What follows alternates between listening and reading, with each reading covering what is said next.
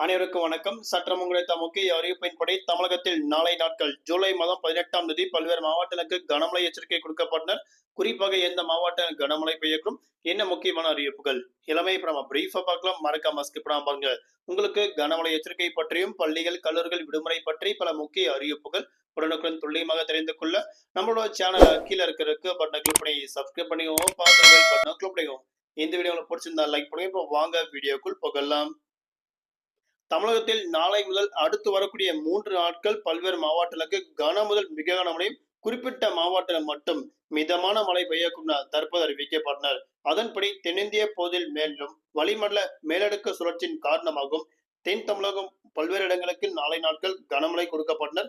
குறிப்பாக தமிழகத்தில் வரக்கூடிய ஜூலை மாதம் 23ஆம் தேதி வரை கனமழை தொடரும் என தற்போது அறிவிக்கப்பட்டனர். அதன்படி நாளை நாட்கள் ஜூலை மாதம் 18ஆம் தேதி நீலகிரி மற்றும் கோயம்புத்தூர் உள்ளிட்ட 2க்கும் மேற்பட்ட மாவட்டங்கள் கன முதல் மிக கனமழையும், தேனி, தென்காசி, செங்கல்பட்டு, திருவள்ளூர், சென்னை, ராணிப்பேட்டை, காஞ்சிபுரம், வேலூர், விழுப்புரம், திருவண்ணாமலை உள்ளிட்ட மாவட்டங்களுக்கு கனமழை எச்சரிக்கை கொடுக்கப்பட்டனர். வரக்கூடிய ஜூலை மாதம் 19 மற்றும் 20 ஆகிய தேதிகளில் நீலகிரி, கோயம்புத்தூர் உள்ளிட்ட மாவட்டங்களுக்கு கன முதல் மிக கனமழையும், தேனி, திண்டுக்கல், தென்காசி உள்ளிட்ட மாவட்டங்களுக்கு கனமழை எச்சரிக்கை கொடுக்கப்பட்டனர். வரக்கூடிய ஜூலை மாதம் 22ஆம் தேதி வரை குறிப்பிட்ட மாவட்டத்தில் மட்டும் கனமழையும், பல்வேறு மாவட்டங்களுக்கு மிதமான மழை பெய்யக்கூடும் என தற்போது அறிவிக்கப்பட்டனர்.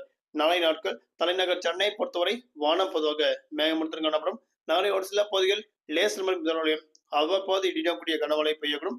அதிகபட்ச வெப்பநிலையாக 36 முதல் குறைந்தபட்ச வெப்பநிலையாக 28 டிகிரி செல்சியஸ் வரை இருக்கக்கூடும் என தற்போது அறிவிக்கப்பட்டனர்.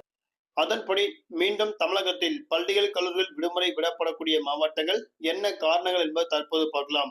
ஆடி அமாவாசை முன்னிட்டு வரக்கூடிய ஜூலை மாதம் 24ஆம் தேதி கன்னியாகுமரி மாவட்டத்திற்கு மட்டும் விடுமுறை விடப்படும் என மாவட்ட ஆட்சியர் அறிவிக்கப்பட்டனர். அதன்படி மேல்மருவத்தூர் ஆதிபராசக்தி அன்றை நாட்கள் விழாவை முன்னிட்டு வரக்கூடிய ஜூலை மாதம் 28ஆம் தேதி திங்கட்கிழமை விடுமுறை விடப்படும் என தற்போது அறிவிக்கப்பட்டனர். குறிப்பாக அன்றைய நாட்கள் செங்கல்பட்டு மாவட்டத்திற்கு பள்ளிகள், கல்லூரிகள் விடுமுறை விடப்படும் என தற்போது மாவட்ட ஆட்சியர் முக்கிய அறிவிப்பு கொடுக்கப்பட்டனர். நன்றி, வணக்கம்.